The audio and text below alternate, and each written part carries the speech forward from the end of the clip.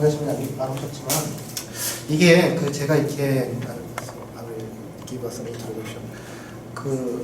사실 제가 좀 얘기를 많이 들었어요. 도대체 왜 베니 신부님인가, 그러니까 왜 이걸 하는가, 거기에 대한 얘기를 많이 들어가지고 제가 예수의 텔레그램에 잠깐 해명의 글을 좀 올리긴 했는데 좀 설명을 드리면 이렇습니다.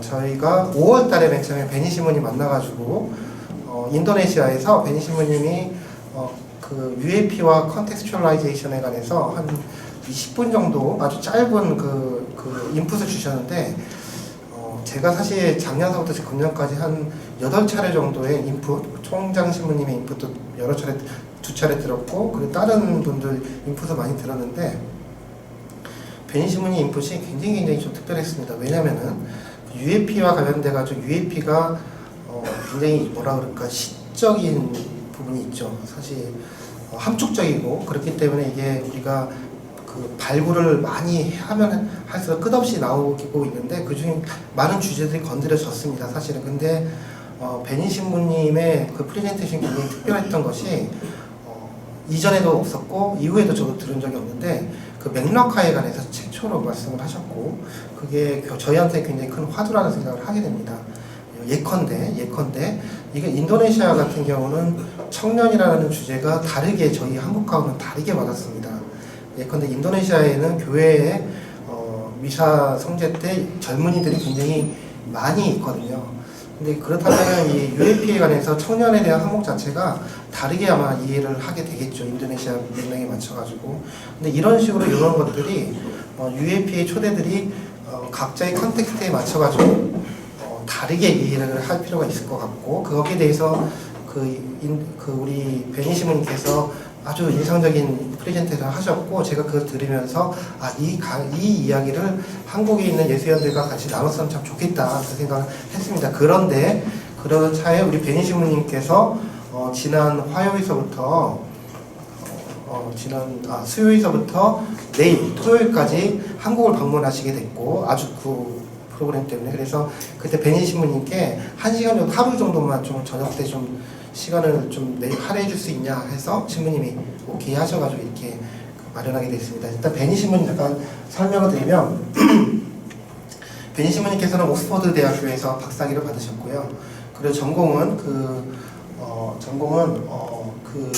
그 주요 관심사는 이주민입니다. 마이그레이션이고 그다음에 노동과 관련된 것, 그다음에 비정규직과 관련된 것 하고 또 하나가 인포멀 에코노미라고 되어 있는데 이건 제가 잘 모르는 개념인데 아마 그 베니 신부님께서 설명을 해주실 거라고 기대가 되고요. 인포멀 에코노미 이런 것들이 주된 관심사였고 그리고 베니 신부님께서 2013년서부터 2018년까지 작년까지 예수의 사회사도직 사회사도직 JCAM 사회사도직 코디네이터로 활동을 하셨고 또한 마이그레이션 네트워크 코디네이터로 일을 하셨습니다.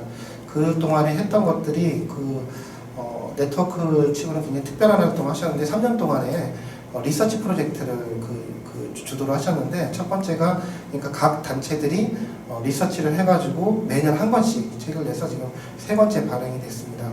첫 번째는 Left Behind Children이라고 해서 이주민들 가족에 남아있는 그 아이들에 관한 리서치북이 있었고 두 번째는 그 Integration and Reintegration of the Migrant Workers 해서 이주민들이 다시 돌아오고 난 다음에 그 각국에 어떻게 다시 재통합되는지에 대해서 추적하는 리서치를 하셨고 이거 굉장히 흥미로웠고요. 그 마지막으로 금년에 이렇게 나왔던 것이 브로커리지 시스템에 관해서 그 브로커 노동시장의 브로커들이 어떻게 마이그레이션 관련된 걸 하는지에 대해서 이번에 책이 나왔습니다. 그래서 이런 것들 아주 뭐라 그럴까 학문적인 것과 실천적인 것들이 굉장히 잘 결합된 경우라고 볼 수가 있을 거고요. 또 우리 신부님 모시고 베니 하리 줄리아완 신부님 모시고 한 시간 정도, 1시간에서 1시간 미만 정도 되는 시간 동안에 인풋을 받도록 하겠습니다. Father Benny, so he is supposed to give 15 minutes or 1 hour's input regarding the UAP and the context implementation, contextual implementation. So, 박수 좀 쳐주시면.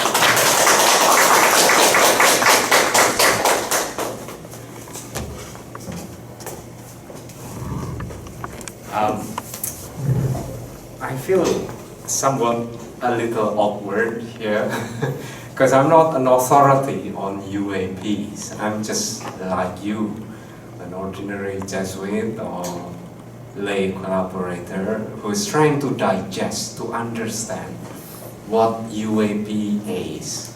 So I guess the way you should take this is not an expert giving his view on UAP, but just somebody like you trying to understand what this is about and what this means for me personally, also for my work as a Jesuit in the university at the moment. So let me get rid of this picture first. Okay, and I'm sure by now you must have gone through a lot of presentations about UAP. So I do not know how many, how much new information you will learn from this session. Okay, it's better now.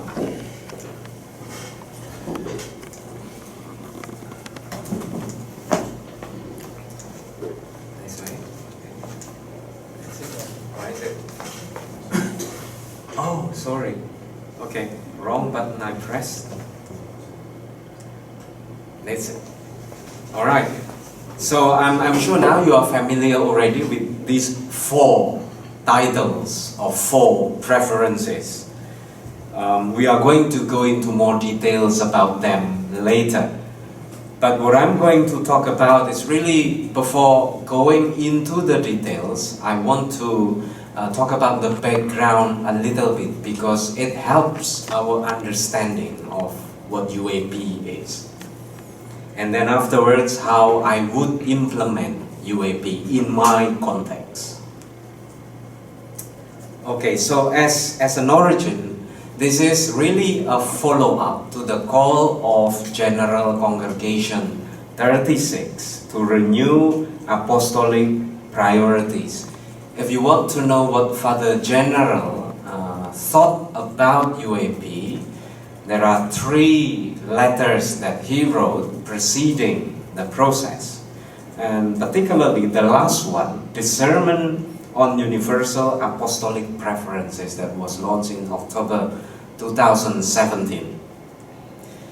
And the aim for the UAP, the purpose of the UAP, is to determine new apostolic preferences for the universal society of Jesus. So not just for one province, for Indonesian province, for Korean province, but for the whole society of Jesus for the next 10 years. And the process was quite consultative. So almost everybody was consulted in a way, because you probably remember each province was asked to give suggestions. So it started with your community, and the community came up with suggestions, and the suggestions were then brought to the province, and then the province compiled the suggestions and gave the suggestions further to the conference, JCAP, and then the president of JCAP brought that along with the other provinces' suggestions to Rome. So that's how it works, and eventually in Rome it was decided that these are the preferences of the society. So it's quite consultative in that way. Everybody, almost everyone was involved one way or another. Now, there is complexity here in the choice of the term. 그 혹시 통역이 필요합니까? 아니요, 그냥 필요 없으시죠? 네, 그 필요 없으시면 그냥 가도록 하겠습니다. Oh, okay. Yeah. I hope it's clear. Just slow me down if I go too quickly. Please, yeah. So, if you remember, before UAP, there was already universal priorities from 2003, from GC 35, before GC 36. Now, this is something that was initiated by Father Kalvenbach, so the former general of the society. And what he meant when he used the word priorities was apostolic areas that require specific or special attention. And we know at the time there were 5 priorities: China, Africa, international Roman houses, intellectual apostolate, and then refugees and migrants. So these were 5 priorities coming from Father Kolvenbach. The thing is, at the time, people felt it wasn't consultative enough. So the priorities came from the top. That is why the process for the UAP was different. Father Sosa wanted to consult as many people as possible using a different process. General Congregation 35 used the term preferences, but what it meant was actually priorities. Because I'm going to explain the difference between the two later. So the word was preferences, but it adopted Father Kolvenbach's definition, which is areas that require specific or special attention, and we came up with those 5. In GC36, Pope Francis used this term. What we need is to give priority, again, priority is being used here by Pope Francis, to actions which generate new processes in society.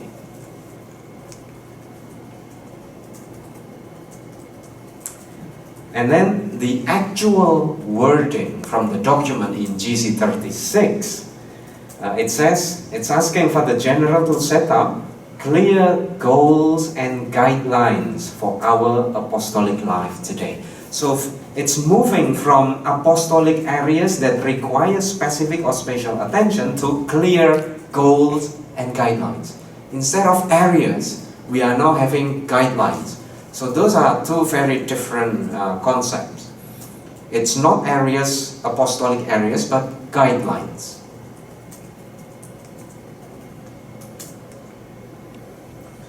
Now, Father Sosa wrote a letter in October 2017 on the discernment on universal apostolic preferences. He uses different expressions here. It's a response to the needs of the church. It's still very generic, the term. Response to the needs of the church. And then horizon. And then points of reference. To me, horizons and points of reference are similar. Because you have horizon there. You orient yourself where you are in relation to the horizon. So it's similar, horizon and point of reference. And then again, the word guideline here is coming up again. Guide for restructuring. Then guidance about how to use our resources effectively, or best ways for the Society of Jesus to make use of the resources it has. But again, I think the emphasis here is on the guidelines or guides or guidance.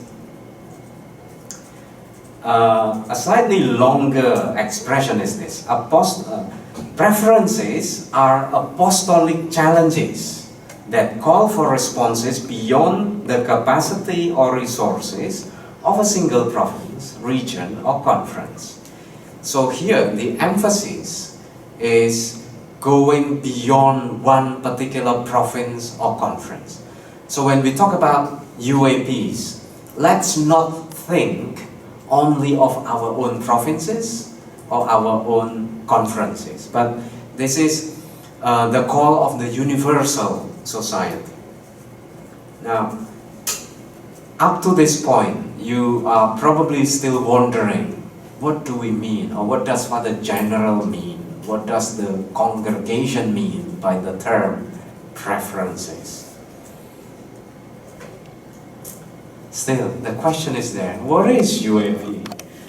Now, after the UAP was promulgated earlier this year, Father General wrote a letter on the implementation, and we have further information about what this actually is.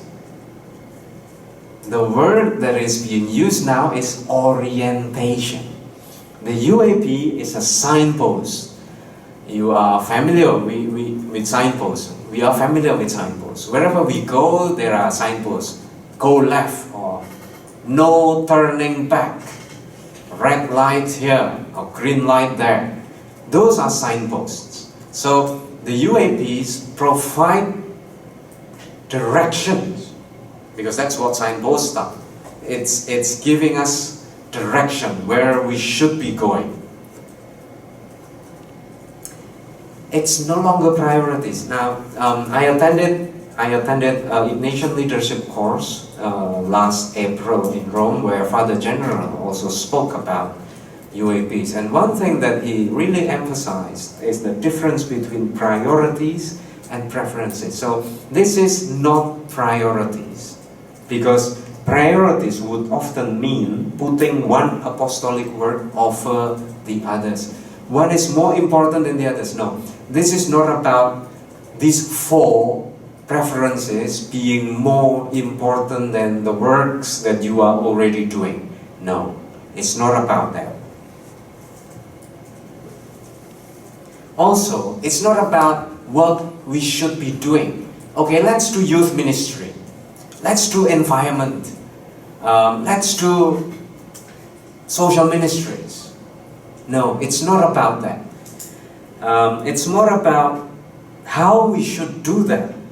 Not only about doing, but also about being. So this is not a question that we put to other people in the past when we talk about priorities.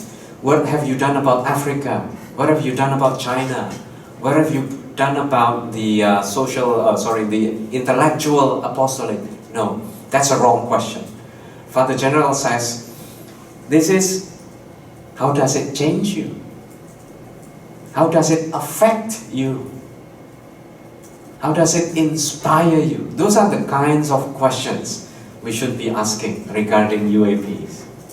Because it's not only about doing. Eventually, we will do something differently, obviously, but primarily, this is about being, about changing myself and then my community and probably my institution.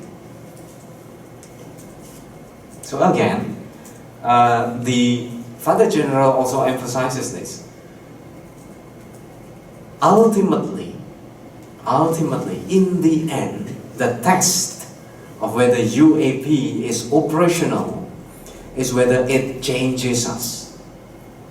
So if there are no changes in the way I live my personal life, in the way I live with my brothers and sisters, in the way I work, then UAP is a waste of time. So it has to change us. It has to change you. Okay, so enough with the background. Now we have some insight into what it means, at least in terms of preferences. What's the difference with priorities? It's more about orientation. Despite the term preference, you prefer, it's similar to you prioritize, but what Father General really means is orientation. It's like signposts. All these four are signposts for us. So let's go into the details of this, showing the way to God. The biggest surprise about preference number one is this. The emphasis is not on the spiritual exercises, nor on the discernment, but it's really on showing the way to God. Because people easily misunderstand preference number one as our job is to do spiritual exercises, to show how to do discernment. No, that's not our job. That's our means to do the job, and the job is to show the way to God. That's our ministry. That's our vocation. So the emphasis is here, to show the way to God, to show people the way to God. And some would say, in a context where Christianity is a minority, it sounds very patronizing, showing the way to God. Well, actually, I would rather say a more appropriate translation would be to show a way to God. There are many ways to God. We do have our way to God. So, as you can probably appropriate this later, it's about showing a way to God. And then spiritual exercises and discernments are our familiar methods. Even the Curia, the Roman Curia itself got it wrong, according to Father General, because as you can see the posters, preference number 1 is teaching spiritual exercises and discernment. But Father General said about this very clearly, no, it's not that. Our business is really about showing the way to God, not to do exercises. That's our ministries, that's our method. So it invites us really to be creative in doing spiritual exercises to various people, including to non-Christians. Is it possible to give spiritual exercises to non-Christians? I think it is. There are experiments going on in different parts of the world where Jesuits and lay adapt spiritual exercises to non-Christians, including to Muslims. This is, I have to say, this is quite challenging because some points in the spiritual exercises assume a Christian faith. When you are not sharing that faith, it becomes difficult, but not impossible. Now, this document offers a very optimistic view on secularism or secularization. The background to preference number 1 is really a Western context where a lot of people turn away from the church. But it's beautiful in the way it sees it, because it sees secular society as a new opportunity to talk about God. When people no longer believe in established religions, how would you talk about God with them? The mention of the word the church already puts them off. They are not interested. I'm sorry, I'm not interested. Are you asking me to pray? I don't pray. I'm not interested in prayer. Okay, then probably I would invite you for meditation. Oh, okay, I do meditation. People need different languages, probably. And then the context where I'm from, in Indonesia, Indonesia society is not a secular society. In fact, it's quite the opposite. Very religious, very conservative. So it has its own challenges. Talking about God in Indonesia could be easily misinterpreted into talking about a fundamentalist God, a conservative God. And I do not want that. So it really challenges me, challenges us back home in Indonesia into thinking, how can I talk about God, about faith, in a way that will challenge people's imagination about God that they are familiar with. I'm not talking about a God that dislikes people of other faith. I'm not talking about God that discriminates, but I'm talking about a God that is compassionate, that is in solidarity with the poor, that is in favor of the marginalized. How can I say that? I need to be creative in that. So this is really an invitation to be creative, wherever you are, whatever context. I'll show you some examples later on. Again, this is, my context is fundamentalism rather than secularism. Perhaps in Korea, I do not know whether you find it more the society here more secular or more religious. So you can always adapt and find creative ways. Okay, now moving into number 2, working with the poor and the marginalized. What really inspires me from this is we are invited to look at the world from the point of view of the poor. Now, I have to say, the Jesuits all over the world, or at least in many parts of the world, are not poor, including in Indonesia, including in Korea. How can we see the world from the eyes of the poor? We talked about Taejin earlier in Cambodia, who is doing immersion, living and working like a factory worker. Would that turn him into a poor Jesuit? He still has the society to fall back on. If he is ill, then we could offer him the best medical services available. So he can't be as poor as other factory workers. But it doesn't mean that we can't be in solidarity with them. We can't be defending their rights. We can't be doing analysis. But perhaps the first question we should ask ourselves is, who is the poor in our society? In Indonesia, it will be different, the answer, from your answer in Korea. And the wording that is used in the document is quite powerful actually. Working for justice and changes in social, economic and political structures. Changes in political structures. This is a big ask. This is actually not new. In the 60s and 70s, this was a very strong call from within and outside the church. And if you remember GC 32, Decree number 4, 1975, called for this exactly. But it caused controversies those days. Now, after 50 years, I think the term has been normalized.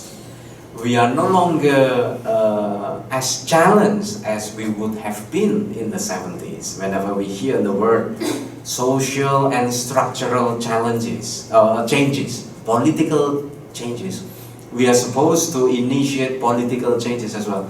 Now, it's familiar. The term is familiar. It has lost its bite, I have to say. No longer as strong as it was in the 60s, in the 70s. But it's still I think the document still means it. It also mentions strengthening political democracy to counter neoliberalism. Now this is very interesting. This is a term I believe coming from South Korea. Because I remember your suggestion for UAP also contains the word neoliberal or neoliberalism. It has made its way into the document of UAPs. So it's very interesting. And actually it's quite ideological. Because if you ask mainstream economists, they would not use the term neoliberal. Neoliberalism is not an economic term, it's a political term. And it has some accusation against mainstream economics. So adopting this term is actually, it's sending a powerful message. And the word fundamentalism features once in the whole document. It's in the under preference number 2 here. This is really the point that I mentioned earlier. Have we lost touch with the poor? Being Jesuits, being comfortable in our institutions. And now I'm working with and in a university, just like Sogang here. I don't see the poor on a daily basis. No. I see students, graduate students. I see other or fellow lecturers, fellow professors in the university. Are they poor? Obviously not. So, have I lost touch with the poor? Probably I have. So probably it's a call also to renew our commitment and finding creative ways to re-engage with the poor. And whenever I come here to Korea, one thing that always inspires me is your contact with the poor. It's true that you have Sogam, but it's just one institution. But other than that, you are free to move around the country where there are needs. Now you are working with a group of farmers, you are working with peace advocates in Jeju. Those are the poor in Korean society perhaps, and you are working with them. Whereas in our case, it's getting more limited by the day now. So probably we have lost touch with the poor. What's that? That green thing. Oh. Yeah, that's okay. Now we are moving to the third preference, journeying with youth. Again, the term that is used is I would say very interesting to theologians among you. The young or youth as the locus theologicus, borrowing the eye of young people to look at the world. Well, some of you are younger than the others, but it doesn't mean we look at the world the way young people look at the world. For example, earlier I had a conversation with one of the professors attending the conference here, and we talk about Instagram.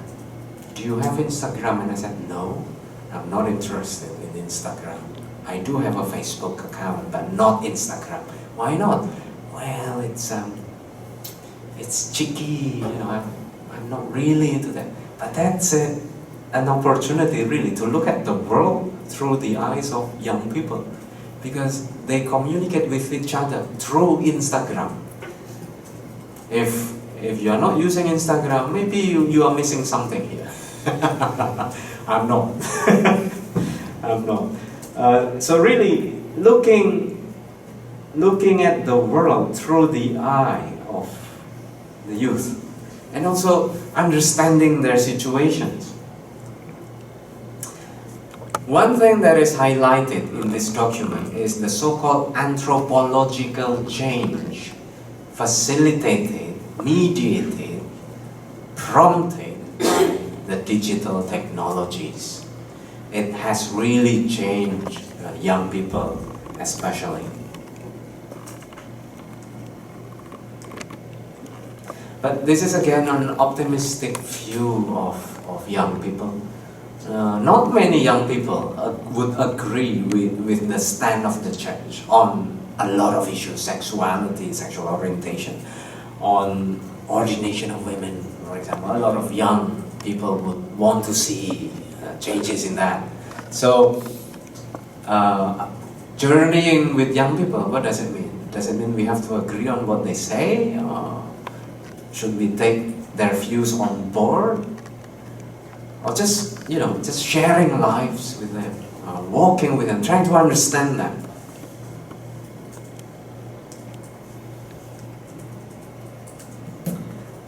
And this is a challenge. Do we have courage to create space for youth in the society of Jesus, in our church? Creating space for young people meaning,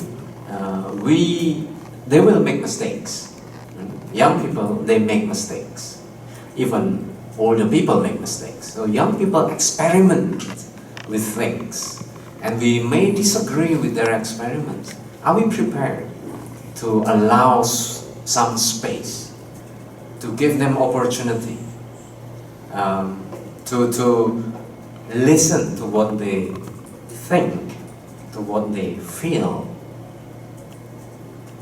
Not because a lot of young people see the church as an authority, telling people what to do.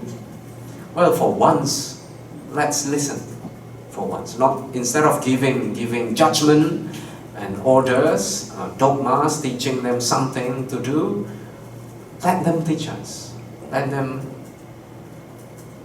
tell us what to do. So this is an invitation for that, to create that space. Okay, now moving to number 4.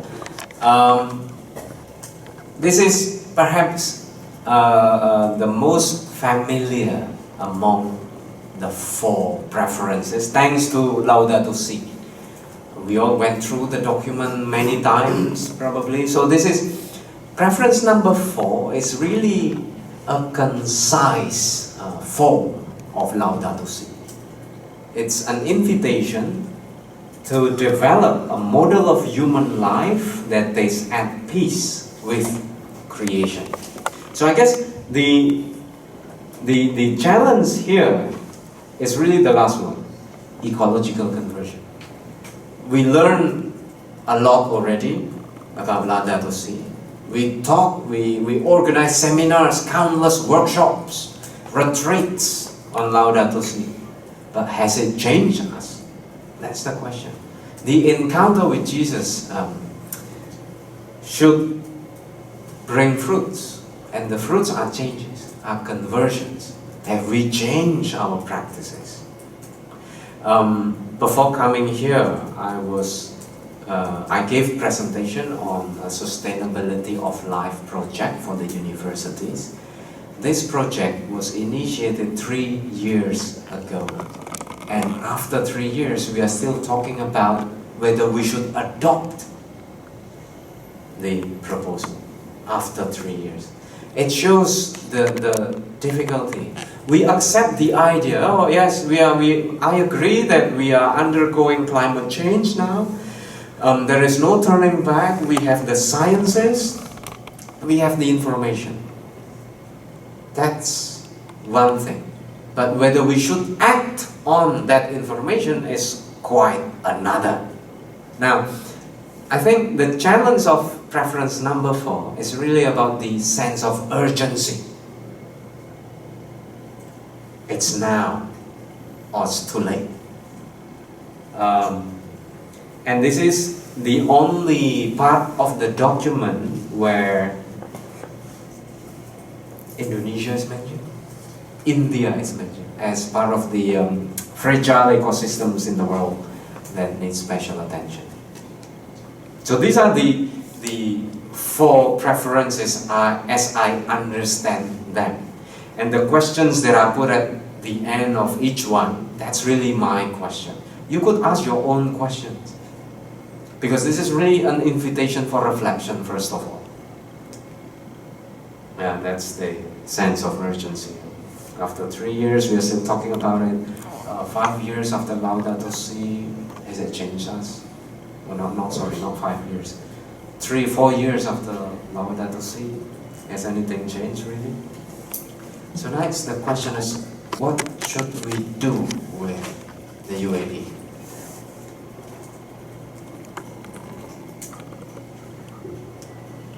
Well, first of all, we can study the documents, obviously. We can read over and over, that's what I did. And to find deeper meanings, layers and layers of meaning, new perspectives, nuances, like distinguishing preferences from orientations, from priorities, from guidance. What are those words? What do they mean? And then a call to action. What does a call to action mean? In effect, we should own UAP. It's not another document coming from Rome. Every year there are new documents coming from the Roman Curia. Is it just another document? Well, in a way, yes, it's another document, but it has to be my document as well. Unlike other documents, perhaps this is my document. I have to own the document, meaning I have to have my own take, my own perspective on the document, my own interpretation of the document. And then we can raise awareness among our colleagues and friends. It's strange though that a lot of lay people are very excited, perhaps more excited than we are about the UAPs. I came across individuals, people who said, this is exciting. The Society of Jesus, the Jesuits are now having these revolutionary ideas about how to change the world. And then we are, wait a second. Is that really revolutionary? It's just another document. You see, a lot of people are more excited than we are about this. So probably let's raise awareness. Let's bring this to the knowledge, to the people's attention.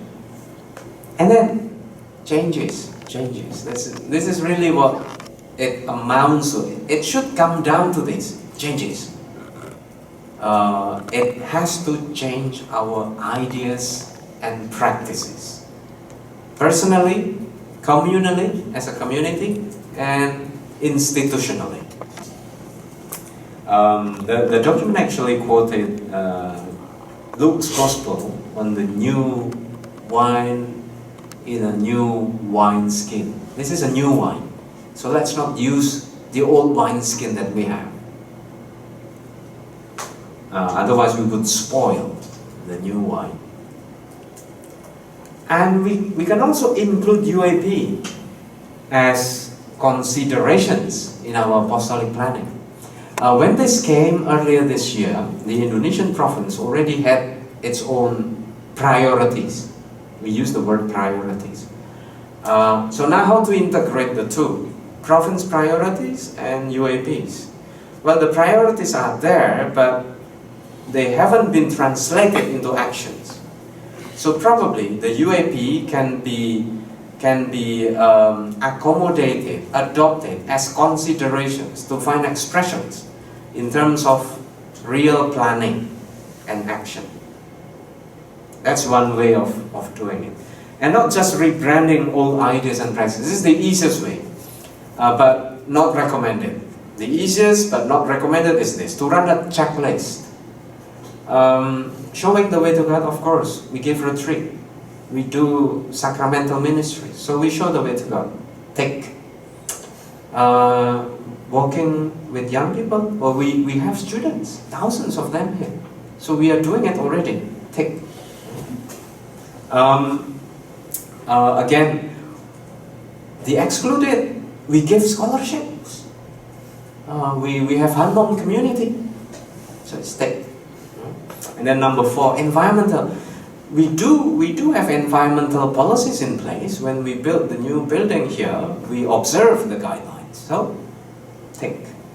Done. I've done UAPs. Now let's move on. That's the easiest way to do it, but that's not what it is meant for. It's not that. We are invited to really understand, reflect, even pray on, and eventually change our way of doing things. And it should involve these 3 dimensions. Discernment. And we do discernment not just in Jesuit communities, but also with our friends and partners. And also in networks, working with other institutions, non-Jesuit institutions, non-Christian institutions as well. Working together. Trying to find our expressions. We may not have to use the word UAPs when we talk to non-Christian, because they would not understand what it is, and even we struggle to understand what it is. So let's be creative. We use different language, we use different expressions when we talk with other people about UAPs.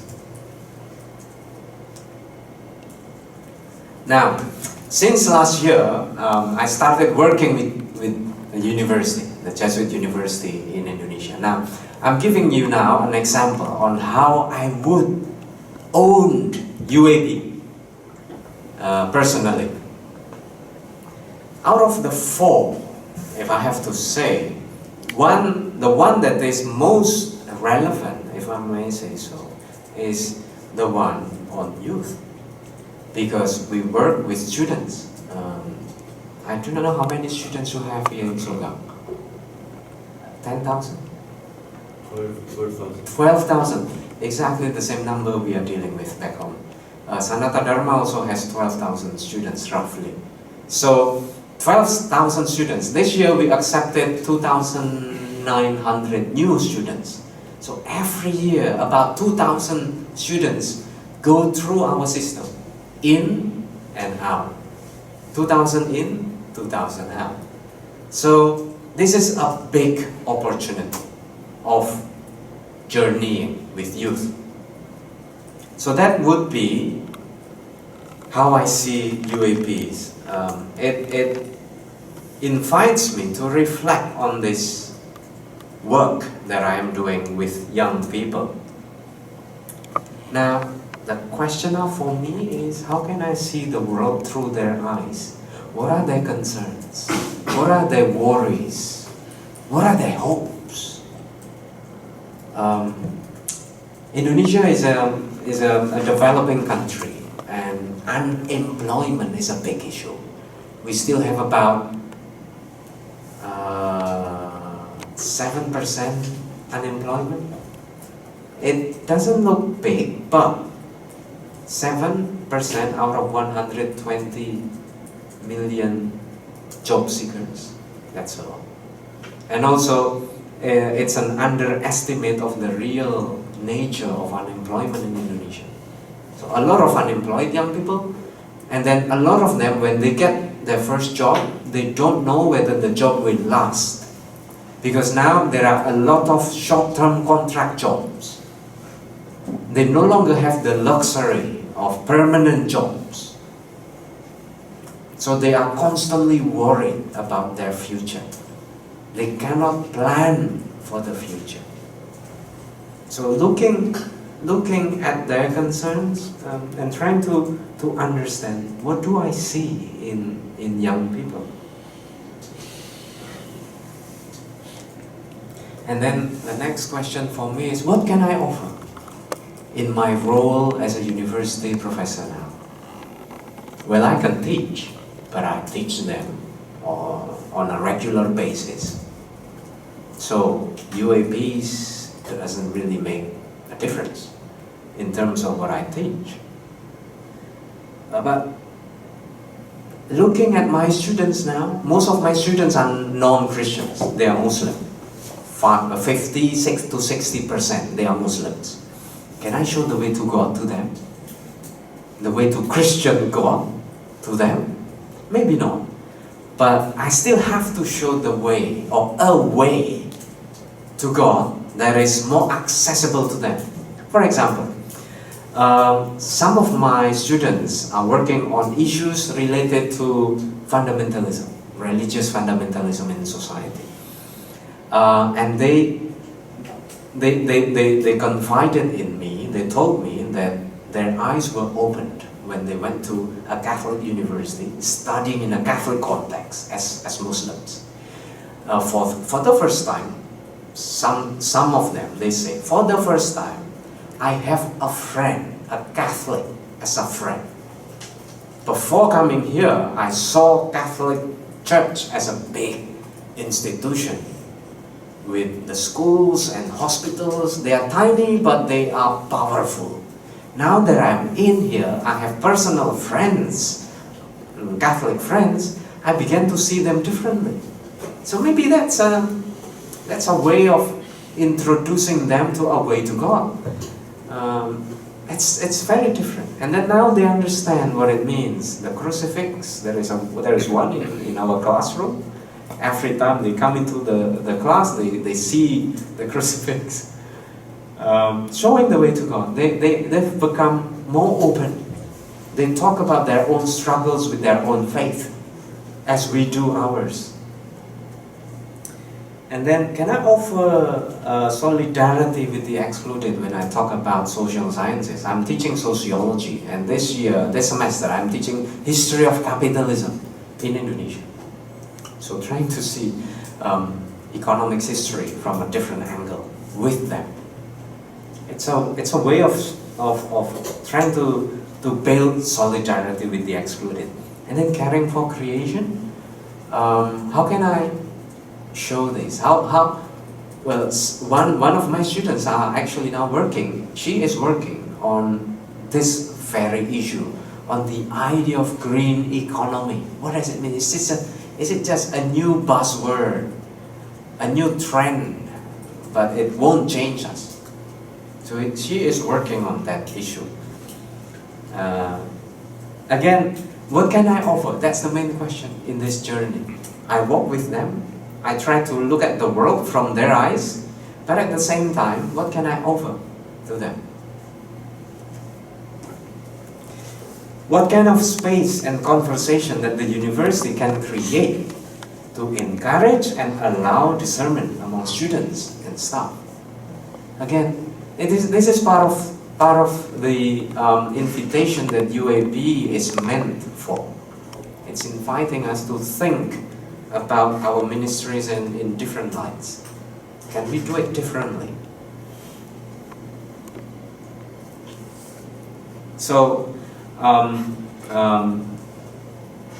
suppose eventually we should ask this question: what kind of changes do we need to undertake to facilitate that space? So again, this is an example of how I understand UAPs. It may not be yours, but that is fine because the UAP is meant to be personalized to some extent. We do have common understanding, that's true, but we are also invited to own this invitation, to make it our invitation, my invitation, my interpretation of the document. So I think I should stop here. Yes, I think that would be the end of my presentation. Thank you.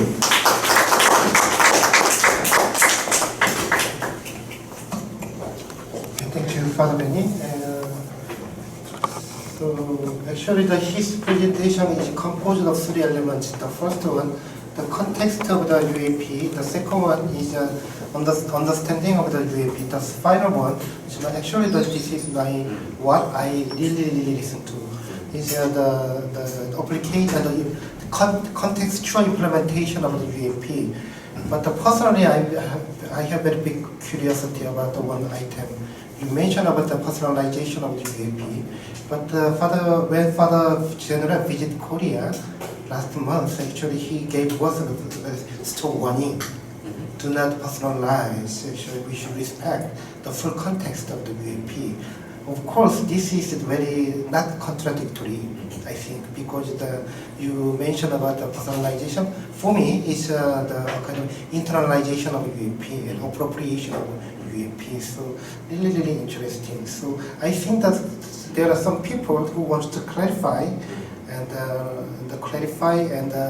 add their impression or some ideas. Please, you can share. You can give us some question and for clarification and some other things. Please. 질문 좀 부탁드리겠습니다.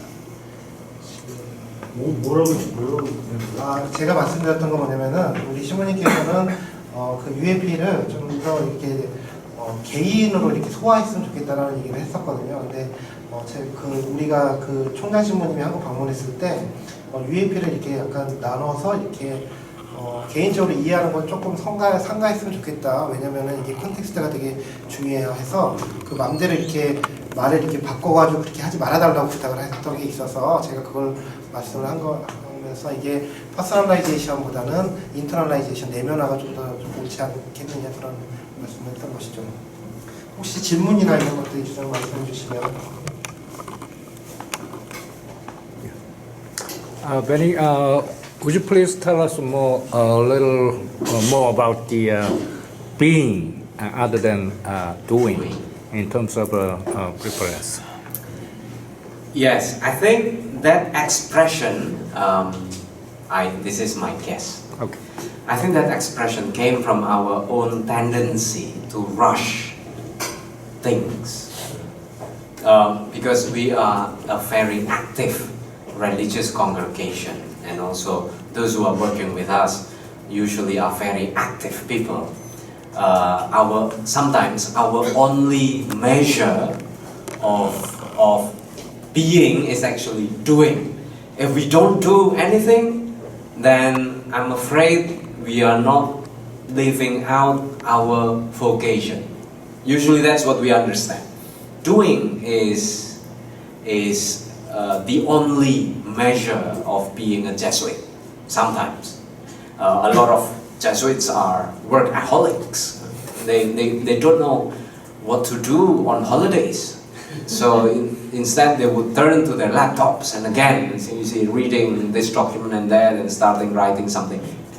You see, I think this is an antidote to that tendency.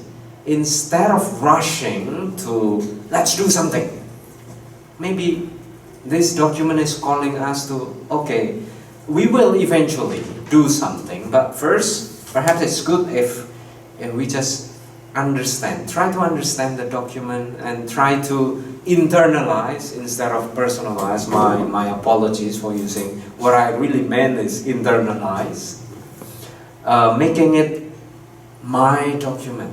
So it contributes to my being, my understanding of myself as a Jesuit or a member of Jesuit or Ignatian family.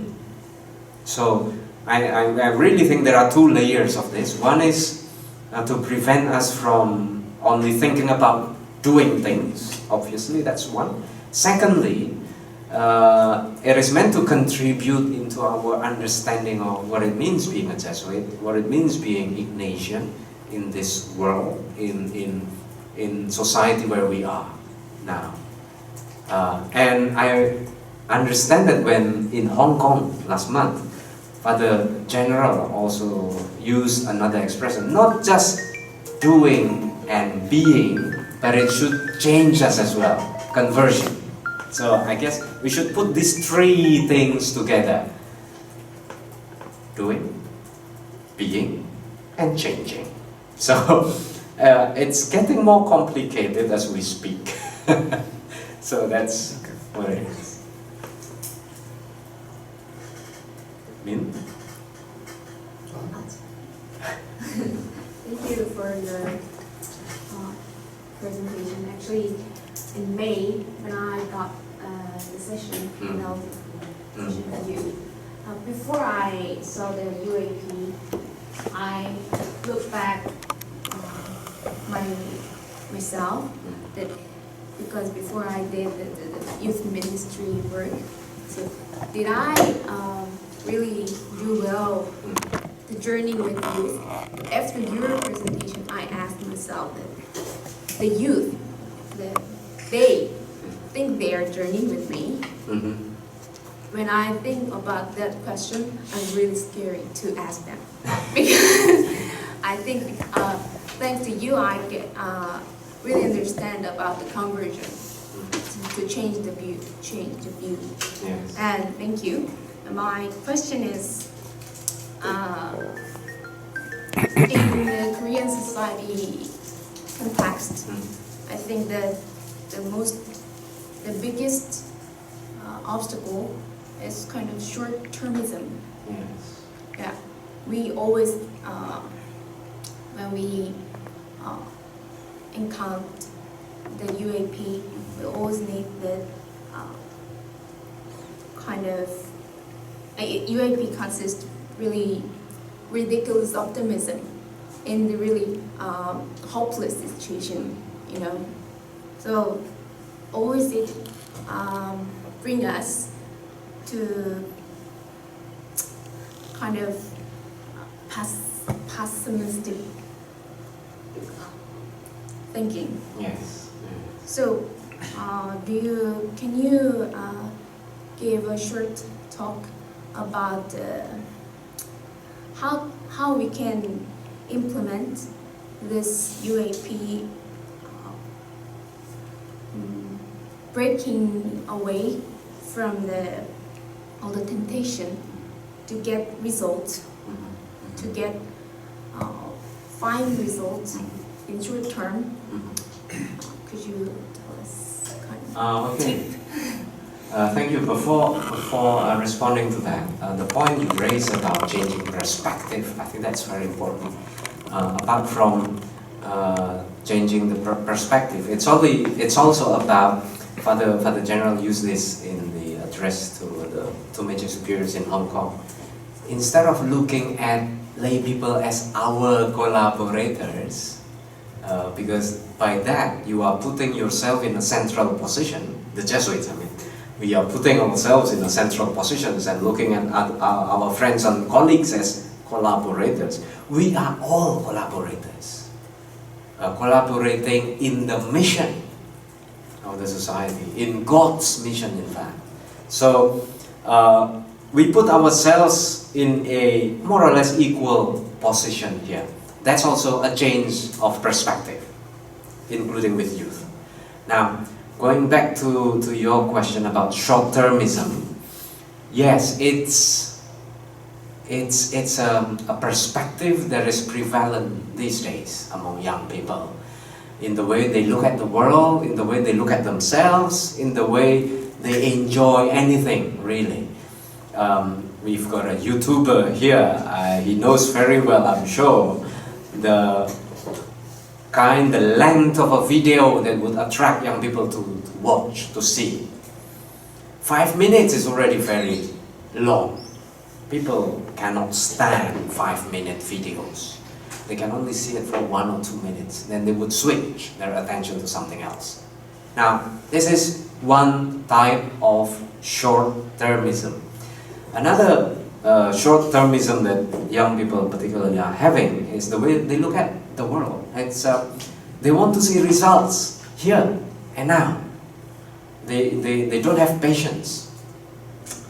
Well, I cannot blame them for this, because the nature of, as I've said before, the nature of employment these days doesn't allow them to have long-term perspective. They cannot plan for the future. They can only do things one at a time. That is why you are probably familiar with the term gig economy.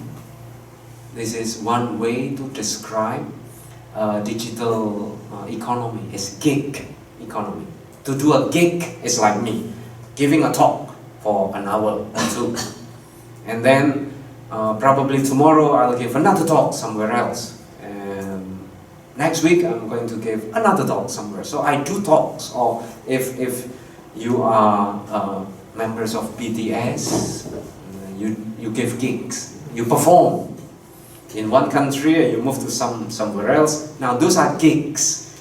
Gig economy is really an economy that is based on these short-term performances that you do.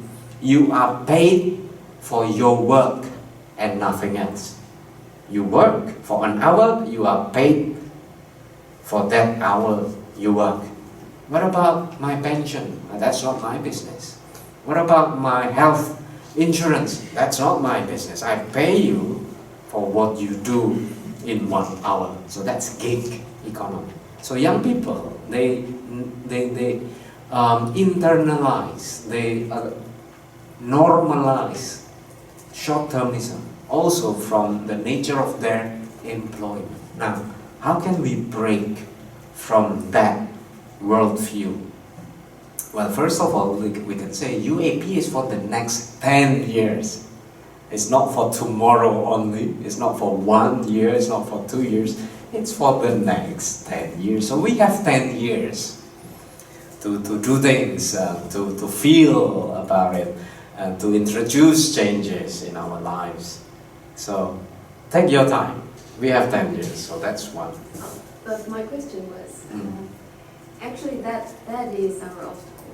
That could be our obstacle because we have 10 years. So we have to make the result in 10 years. It can be the short-termism, over generation phenomenon in creative text. So how can we avoid this kind of temptation in personal conversion in the home? So are you saying that 10 years is short as well? Well, in a way, yes. If you look at the history of the society, we've been around for 500 years, so 10 years is really nothing. But this is, I guess, for convenience sake, we have to have a timeline. Otherwise, it's really difficult to measure the changes that we are doing or the progress that we want to make. So out of necessity, we have to have some timeline here. So 10 years is the timeline that the society is putting on the table now. It's 10 years for the next 10 years. But probably at the end of the 10th year, the society can say, we haven't achieved a lot here, so let's renew this for another 10. And the next thing we know, we'll go on for 50 years. We don't, this is really the first time that we have this in the society, that we have, I do not know, short-termism, that we have targets in the next 10 years. I can't recall anything similar, anything like this before. Never. Other religious congregations, they have what they call general chapter. This is 5-yearly event usually, 5 or 6 yearly event, the highest body, decision body of the congregation, and in which meeting they usually come up with planning for the next 5 to 6 years. We don't have that. And this is the first time, really, that we try to have something similar, not really exactly the same, but something similar. And the timing is, because this is the first time, a lot of provinces already had their own planning for the next 5 or 6 years. And then the UAP came, and the question is always this: how can we integrate the UAPs into our province planning? And this is still a question that we are wrestling with. We are struggling with this. How can we adopt? How can we integrate the questions? One possible answer is what I said before. We probably have priorities and we have UAPs. So let's see UAPs as a new light to look at the priorities of the province. Or what I mentioned earlier, I give example. I use the UAPs to look at my work in the university. And I do see new possibilities after doing that. How am I supposed to show the way to God to my Muslim students, for example? So I don't know if I'm responding to your question. So it's really short-termism. 10 years is relative. Long is relative indeed. It can be short. It can be too long, depending who you ask. So thank you for your presentation, and thank you for your the generosity of the participants. So I think that it's the beginning of our long journey. So thank you for everything. And actually, the almost translated the Father General speech in Hong Kong.